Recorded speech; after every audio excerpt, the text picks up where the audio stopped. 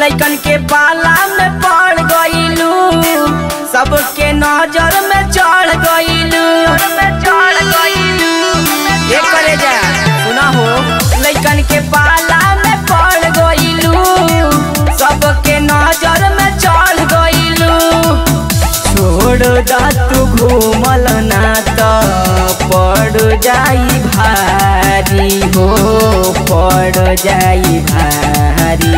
जवानी तो हर झर जाई रानी, लइका होई बिहारी। जवानी तो हर झर जाई रानी, लइका होई बिहारी। लइका होई बिहारी, जवानी तो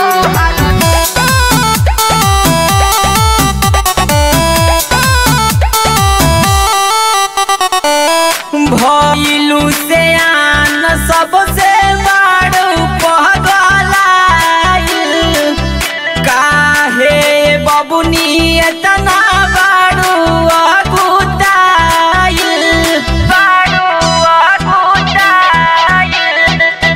भइलू से आन सबसे बड़ पगलाइल।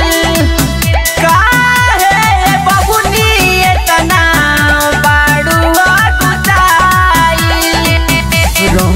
कंट्रोल में तू परी तोरो पारी रे, परी तोरो पारी।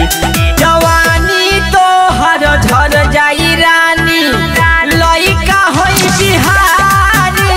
जवानी तो हर झर जाई रानी, लइका होई बिहारी। लइका होई